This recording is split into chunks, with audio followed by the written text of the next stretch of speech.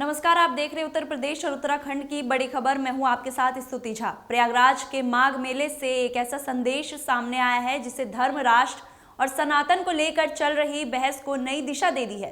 शंकराचार्य से जुड़े हालिया विवाद के बीच सीएम योगी आदित्यनाथ ने बिना किसी का नाम लिए लेकिन बेहद साफ और तीखे शब्दों में अपना पक्ष रखा है। सीएम योगी ने चेतावनी देते हुए कहा है कि आज के समय में कुछ लोग धर्म की आड़ को लेकर सनातन धर्म को कमजोर करने की कोशिश कर रहे हैं। ऐसे तत्व बाहर से धार्मिक दिखते हैं लेकिन भीतर से उनका एजेंडा धर्म विरोधी होता है। मुख्यमंत्री ने ऐसे लोगों की तुलना कालनेमी से की और समाज को उनसे सतर्क रहने की अपील की। सीएम योगी ने साफ कहा कि एक योगी, संत या सन्यासी के लिए धर्म और राष्ट्र से बड़ा कुछ नहीं होता। सन्यासी की कोई व्यक्तिगत संपत्ति नहीं होती है, धर्म ही उसकी संपत्ति है और राष्ट्र ही उसका स्वाभिमान। उन्होंने दो टूक शब्दों में कहा कि जो व्यक्ति धर्म के खिलाफ आचरण करता है, चाहे वो किसी भी भेष में क्यों ना हो, उसे सनातन परंपरा का प्रतिनिधि नहीं माना जा सकता।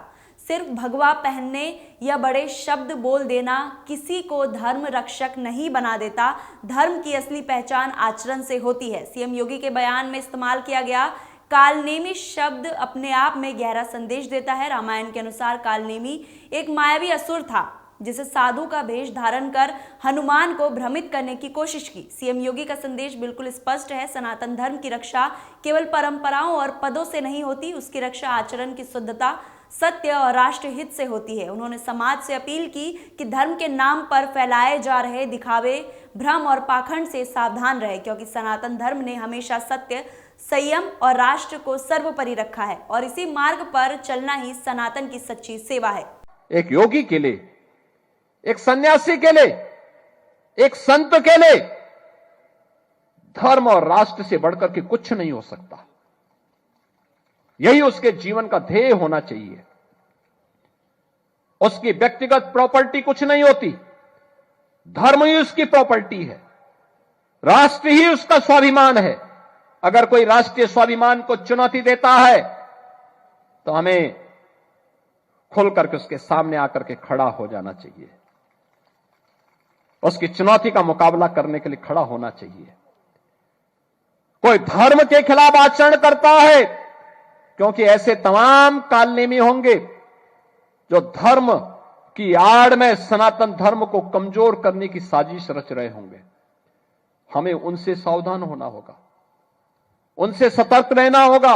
अगली खबर उत्तराखंड हरिद्वार से है। प्रयागराज के माघ मेले से शुरू हुआ टकराव अब सड़कों से लेकर साधु संतों की चेतावनी तक पहुंच चुका है। शंकराचार्य स्वामी अभिमुक्तेश्वरानंद और प्रशासन के बीच बढ़ते विवाद ने एक बड़ा धार्मिक और सामाजिक रूप ले लिया है।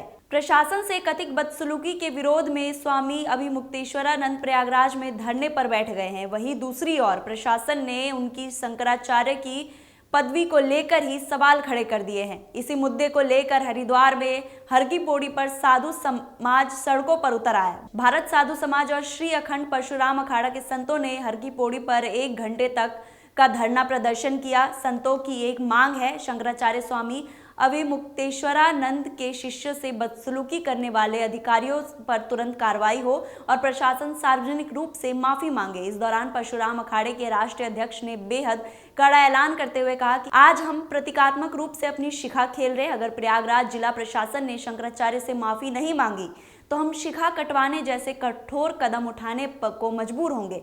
वहीं भारत साधु समाज के राष्ट्रीय संगठन मंत्री स्वामी प्रबोधानंद गिरी और जिला अध्यक्ष स्वामी सत्यव्रतानंद गिरी ने साफ कहा कि किसी शंकराचार्य को घोषित करने का अधिकार किसी प्रशासन के पास नहीं होता।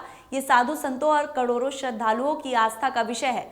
संतों का कहना है कि प्रयागराज में यूपी सरकार के अधिकारियों द्वारा जो व्यवहार किया गया वो अत्यंत निंदनीय और उसके बावजूद अब माफी ना मांगे जाना गंभीर सवाल खड़े करता है। साधु समाज ने एक सुर में मांग की कि योगी सरकार का कोई प्रतिनिधि मंडल या अधिकृत प्रतिनिधि तुरंत शंकराचार्य से मुलाकात करे और सार्वजनिक रूप से क्षमा याचना करे। फिलहाल सवाल यही है, क्या सरकार संतों की मांग मानेगी या ये विवाद और बड़ा रूप लेगा? तब तक के लिए आप देखते रहिए न्यूज़ वॉच इंडिया। धन्यवाद।